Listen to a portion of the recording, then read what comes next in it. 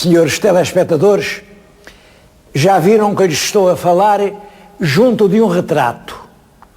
Um retrato de uma jovem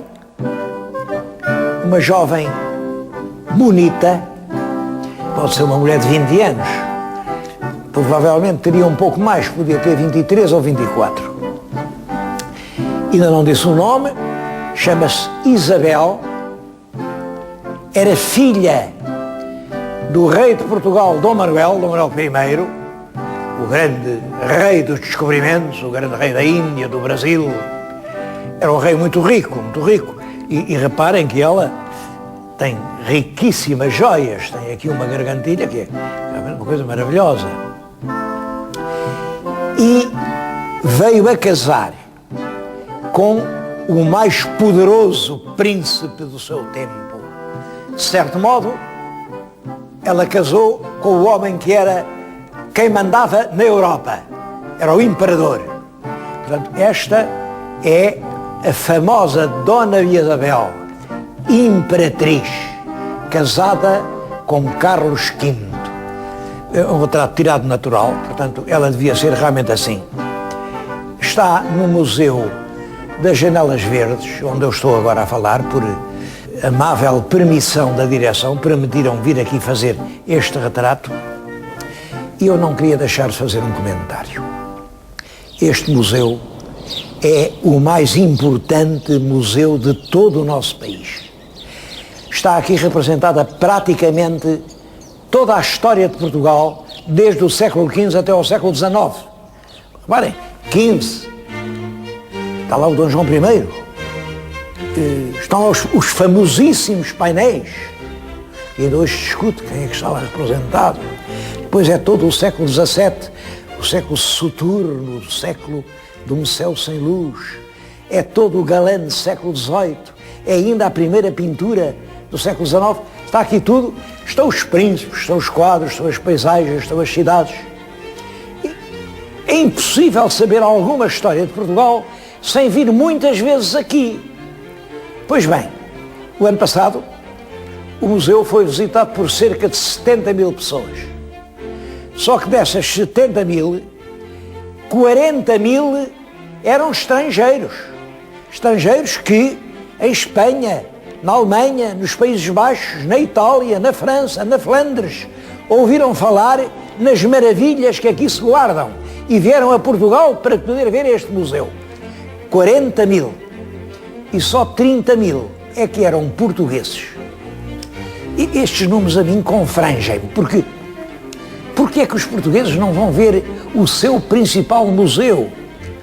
A França tem um Louvre e acho que não há francês nenhum que não tenha ido ao Louvre. Madrid tem um Prado, acho que não há espanhol nenhum que não tenha ido ao Prado. O Museu de Portugal, praticamente os portugueses nem sabem onde é. São assim vagas palavras, Janelas Verdes, é realmente aqui nas Janelas Verdes. É um museu, é claro, eu sei que há uma desculpa, arranjam sempre uma desculpa. Mas os museus são muito caros, a gente não tem dinheiro. Pois não, vocês não têm dinheiro, mas há dinheiro para ir ao cinema, há dinheiro para ir ao futebol, há dinheiro para tudo, menos para ir ao museu. Além disso, este museu tem uma característica, é que ao domingo de manhã ninguém paga coisa nenhuma. Portanto, não digam que é por ser caro que não vêm cá. Não vêm cá porque isto lhes interessa pouco. O que é que lhes interessa esta menina chamada Isabel? Bom, olha, eu posso dizer, por exemplo, ela está ligada com quase tudo o que tem a ver com a monarquia portuguesa. Esta menina é filha, já lhes disse, do rei Dom Manuel. Esta menina é irmã do rei Dom João III, que está pintado além. Esta menina é cunhada da rainha Dona Catarina, que está pintada além. Esta menina foi a avó do rei Dom Sebastião, que se encontra além. Esta menina foi a mãe do rei Filipe II, e foi exatamente por ela ter casado com o rei de Espanha imperador da Europa, que desse casamento houve um filho que foi o Filipe, e como o Filipe era filho dela, era neto do rei Dom Manuel. E foi por ser neto do Dom Manuel que o Filipe veio a ser rei de Portugal em 1580. Quer dizer, reparem como toda a história de Portugal anda à volta desta dinastia, destas famílias, destas imagens, e como vale a pena perder uma manhã de domingo. Não é perder, é ganhar. Manhã de domingo para vir até aqui e ver todos estes tesouros.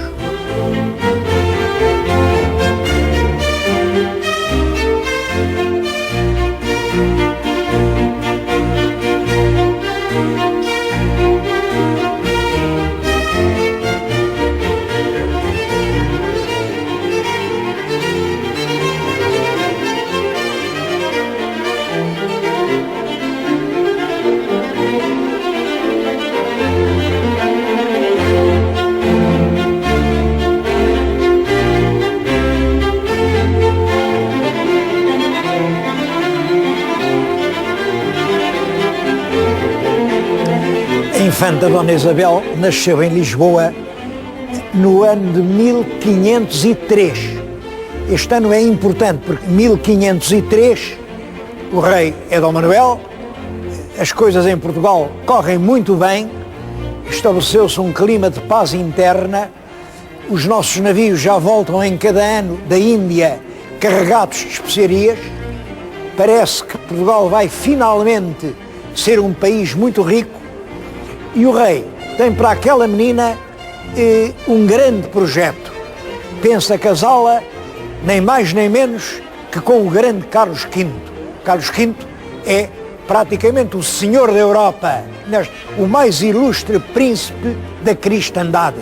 Imaginem, aquela menina pequenina, acabada de nascer, o rei já a pensar em casá-la com o grande imperador Carlos V. Bom, eu não sei realmente quando é que o Dom Manuel teve essa ideia. É certo que num auto de Gil Vicente, a exortação da guerra, os escritores dizem todos que foi escrita em 1513, eu não acredito, e não acredito por uma razão muito simples, é que o auto fala de coisas que aconteceram em 1514, e que o Gil Vicente não podia adivinhar. Realmente, os filhos do Gil Vicente, quando editaram as peças do pai, escreveram lá que esse auto da exortação da guerra foi feito na altura da conquista de Azamor. Bom, mas também dizem na conquista de Azamor em 1514. Ora, isso é um erro enorme, porque é claro, Azamor foi conquistada em 1513. Portanto, eles enganaram-se na data. Mas, além disso, não foi. Isto não pode ter sido feito em 1513, porque fala em acontecimentos que se passaram depois, bastante depois. Portanto, os filhos enganaram-se. Isto não é para a conquista de Azamor. Eu suponho, talvez seja depois de 1515, quando nós tivemos em África um grande desastre militar, em Mamora. Morreram lá 4.000 portugueses, perderam-se navios, perdeu-se artilharia. O Dom Manuel quis fazer uma nova expedição, mas faltou o dinheiro e não a fez. Isso é que está ligado com o auto, porque no auto pede-se dinheiro, pede-se às damas, tirem os colares, tirem as joias, vendam tudo, vamos fazer a guerra. Isso, mas não, enfim, seja como for, os escritores enganam-se quando dizem que o Gil Vicente já pensava, já sabia que a menina ia ser imperatriz da Alemanha em 1513. O que é certo é que nesse auto, de 15 ou 16, realmente o Gil Vicente diz isto: por vós, muito formosa flor e fanta Dona Isabel, foram juntos em tropel por mandado do Senhor. O céu é a sua companha, e julgou Júpiter, juiz, que fosseis imperatriz de Castela e Alemanha. Reparem, é já o projeto da pequenina infanta portuguesa vir a ser a imperatriz de Castela e Alemanha. Isto quer dizer que realmente Dom Manuel pensou nesse casamento desde muito cedo. Bom, E é certo que no testamento de Dom Manuel há um post-scriptum que ele acrescenta a pedir ao filho, ao herdeiro, Dom João III, que não deixe de fazer o casamento da irmã com o imperador Carlos V, que ele, Dom Manuel, tinha tentado, tinha se esforçado o mais possível para conseguir esse casamento. E pede, portanto, ao filho, herdeiro do trono, que não desista enquanto ela não casar. Realmente, o Dom João III prossegue com as negociações e conseguiu-se fazer o casamento. O casamento foi feito em 1526. Já a infanta Dona Isabel tinha 23 anos, já não era muito nova. Estou a dizer-lhes isto aqui diante do pórtico dos Jerónimos, que tem daquele lado a estátua, portanto, do pai de Dona Isabel, o rei Dom Manuel, e deste lado a estátua da mãe, a rainha Dona Maria, que é a segunda mulher de Dom Manuel, que foi mãe dela e que a educou com muito rigor, com muita austeridade. Toda a gente reconhece na filha as qualidades da mãe. Mas porquê é que Dom Manuel terá tido essa ideia de casar a filha com o imperador?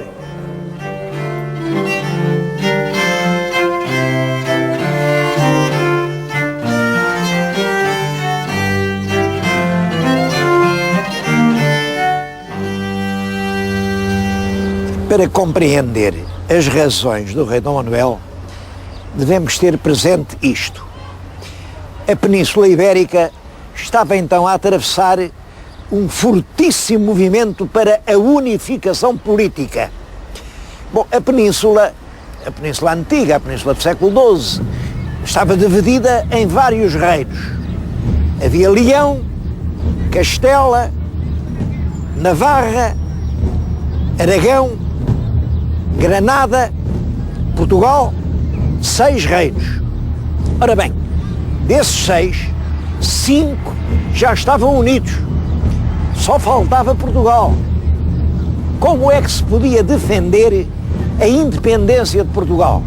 Bom, em política internacional há só 2 caminhos. Um é a guerra e outro é a paz.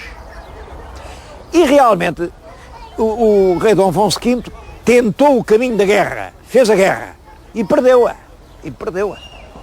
Portanto, o filho de Dom Afonso V, que é o Dom João II, já vai pelo caminho da paz. Quer dizer, em vez de combates, faz casamentos. Casa os príncipes portugueses com princesas espanholas, porque isto cria um clima de amizade, de aliança entre os dois países. E reparem, não há dúvida que Portugal e a Espanha têm de conviver aqui no mesmo espaço. E já que têm de conviver, é melhor que vivam como amigos do que como inimigos. É por isso que realmente o Dom João II casa o filho único, com uma princesa espanhola, mas o príncipe português morreu pouco depois, morreu num desastre de cavalo, partiu o pescoço. Sucede no trono Dom Manuel, que vai casar com a viúva desse príncipe, que é a princesa Dona Isabel de Castela, mas também teve pouca sorte, a princesa morreu no primeiro parto, e o Dom Manuel não desiste, repete a cartada, casa com a irmã da Dona Isabel. Eram ambas filhas dos reis católicos, com quem o Dom Afonso V tinha dado em guerra. Pois bem, ele casa com a irmã, que é a Dona Maria. Desse casamento teve 7 filhos. E depois da Dona Maria morrer, ela morreu em 1517, ainda vem a casar com uma sobrinha da Dona Maria. Quer dizer, as primeiras 2 mulheres eram filhas dos reis católicos. E a terceira é neta dos reis católicos. Quer dizer, é sempre uma aliança à casa reinante em Espanha. Dos 7 filhos do rei Dom Manuel, o primeiro foi Dom João, que vem a ser o nosso Dom João III. E o segundo é a infanta Dona Isabel, de quem eu te estou a falar. Os outros não interessam agora para aqui. Bom, o Dom João III, o rei, casou logo com uma princesa espanhola, com a Dona Catarina. Ana Catarina, que era também uma neta dos reis católicos. Agora para a segunda filha, para a Dona Isabel. É claro, o casamento ideal seria com o próprio Carlos V. Porque, é claro, Carlos V ia ser rei de Espanha, além de imperador da Alemanha, e isso trazia para Portugal prestígio. Casar uma princesa portuguesa com o principal monarca da Europa, claro que isto era uma razão de prestígio. Realmente o Carlos V tinha herdado 4 grandes heranças reais. Dos 4 avós, tinham-lhe 24 heranças. Da avó Rainha Isabel de Castela, o reino de Castela, do avô Fernando de Aragão, o reino de Aragão, do avô Maximiliano da Alemanha, a coroa imperial da Alemanha, e da avó Maria de Borgonha, a Flandres e todos os Países Baixos. Isto fazia realmente um império, mas reparem, se olharem para o mapa, veem que é um império que não é contínuo, são regiões isoladas, e obrigava, normalmente, o imperador a ter um grande trabalho, e guerras constantes, e para as guerras precisava de dinheiro. Bom, e é isso que o leva a optar, porque ele podia casar com quem quisesse, qualquer princesa da Europa gostaria de casar com aquele grande senhor. Ele opta pela princesa portuguesa principalmente por uma questão, porque era a princesa que lhe ofereceu o maior dote. Houve negociações que duraram muitos anos, e acabou por se estabelecer um dote de 900.000 dobras de ouro espanholas. A dobra de ouro era uma moeda pesada de ouro. 900.000 dobras era uma quantia enorme. Diz um dos nossos cronistas, o nome de Góis, que nunca uma princesa levou um dote tão grande. Bom, e o Carlos V precisava imensamente de dinheiro para fazer a guerra. Portanto, casar é um casamento político de interesse, ele não conhecia a noiva, mas esse casamento vem a transformar-se de facto num casamento de amor. Casa em 1526, a rainha é levada, vai até Sevilha, tinham combinado que se encontravam em Sevilha, mas o rei Carlos V atrasou-se, estava lá em Madrid com negócios e tal, e depois só chegou 5 dias mais tarde, fez a noiva esperar 5 dias, mas depois viu-a, gostou dela, ela tinha um temperamento sereno, era realmente bonita, era afetuosa, era uma mulher muito inteligente, era uma pessoa superior, realmente superior, não há dúvida nenhuma disso. E aquilo transforma-se realmente num casamento de amor. Ele tencionava estar ali pouco tempo, mas não, pega na mulher e vão para Granada, para a Alhambra de Granada, onde passam 6 meses de lua de mel. Parece que é o único tempo que o Carlos V concedeu a si próprio. Esteve 6 meses com a mulher em Granada. Ela nunca mais se esqueceu disso. Aliás, acho que foram os únicos 5 meses completamente felizes da sua vida. Ela no testamento escreveu até, quando morresse, queria que a fossem enterrar em Granada, em lembrança do tempo que ali tinha passado.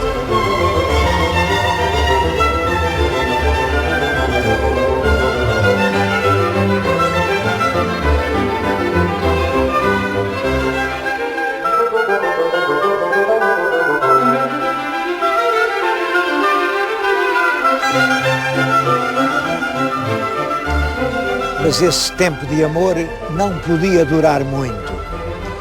Carlos V não era apenas rei de Castela, também era o imperador da Alemanha, uma Alemanha inquieta, onde tinha acabado de surgir o Lutero, o protestantismo, as revoltas contra os senhores, uma Alemanha que era um vulcão. Também era o senhor dos Países Baixos, da Flandres. Também era o rei do Aragão e, como tal, o rei de grandes possessões em Itália, uma Itália sempre inquieta. E por isso, Carlos V, depois do casamento, depois dessa lua de mel, sai de Espanha e está 4 anos ausente. É impressionante a correspondência que ele troca com a imperatriz. Há uma carta do Carlos V, claro, escrita pelos seus secretários, mas em que no fim há duas linhas do punho do próprio imperador. Senhora, quando escrevo esta carta, eu beijo-a com os meus lábios. Beijo-a com tanta emoção, como se beijasse os seus próprios lábios se estivesse perto de si. Não há dúvida de que esse sentimento entre eles foi muito forte, muito forte. A rainha é uma colaboradora extraordinária. Quando o imperador está longe, é ela a regente de Espanha, uma regente prudente, inteligente, equilibrada. Durante anos é ela quem governa todos os negócios em Espanha. Chegam a dizer, é como se tivéssemos dois reis. Há muitas viagens do imperador, porque o imperador, além de ser realmente muito poderoso, é um homem superiormente inteligente e tem um projeto, é unir toda a Europa. Uma Europa só, com um chefe, uma fé, uma política. O chefe é ele, a política é da paz e a fé é católica. Isso era preciso porque a Europa atravessava um grave perigo. Os turcos, vindos do Oriente, tinham atravessado já o mar Egeu, operaram-se da Grécia, entraram na Bulgária, avançavam, estavam já a cercar Viena. Era a Europa que ameaçava cair sob a invasão terrível dos turcos. Portanto, a Europa tinha que se unir para se defender. E o campeão dessa unidade é Carlos V. Bom, mas contra ele não havia só a ameaça turca, havia também aquela terrível fermentação ideológica da Alemanha. Ele não conseguia ter a Alemanha junta. Havia guerras, havia a França que não fazia parte deste bloco, claro. A França queria manter a sua independência, a sua unidade, e fez uma guerra terrível contra o Carlos V. Era preciso, ele venceu a França, chegou a prender o rei de França. Mas eram precisos exércitos, soldados, e para isso é preciso dinheiro. Bom, quem é que tinha mais dinheiro? Quem tinha mais dinheiro? Olha, eram aqueles ricos países da Flandres. E ele aí punha impostos. Claro, o resultado foi que os flamengos revoltaram-se. Ele agora tem 4 inimigos contra ele. Os flamengos revoltados, os turcos que o invadem, as cidades da Itália que se sublevam e também a Alemanha protestante. E anda com guerra durante 40 anos, anda com guerras. É durante esse tempo que em 1536 que a imperatriz morre. Morre na sequência de mais um filho. Ela foi tendo vários filhos que morriam pequeninos, e morreu em Toledo com 36 anos. O imperador teve um desgosto profundo e esse desgosto vai acompanhá-lo toda a sua vida. Ele nunca mais esqueceu aquela mulher, não voltou a casar e até com o tempo aquela imagem vai se tornando mais dominante.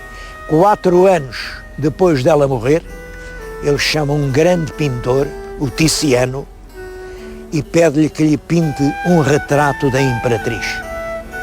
Claro, Tiziano serve-se de outros retratos e faz uma imagem linda. Reparem, é uma mulher extremamente bela. Eu acho que pouco parecida com a outra que vimos no museu há bocado. Bom, mas é este retrato que o imperador leva para o seu quarto de dormir. Ele continua a lutar, até que depois de 40 anos de luta, ele percebe que o seu sonho não é possível. A Europa não pode ser unida. E então, quando ele tem 56 anos, em 1556, reúne em Bruxelas uma grande reunião e desiste, é a sua abdicação, e diz: eu durante estes anos tentei de todas as maneiras fazer a paz na Europa, fazer uma grande Europa unida, não consegui. E portanto abdicou a coroa de Espanha no filho, Filipe II, no ano seguinte abdicou a coroa imperial da Alemanha no irmão Fernando, e foi meter-se num convento, num pobre convento em Castela, o convento de Yuste. Na frente do leito mandou pôr o retrato de Isabel, o retrato que Tiziano pintara. E foi com os olhos postos na princesa portuguesa que ele expirou em 1558. Amou-a na vida e na morte. É uma história bonita de uma grande portuguesa que ajudou a fazer a paz na península.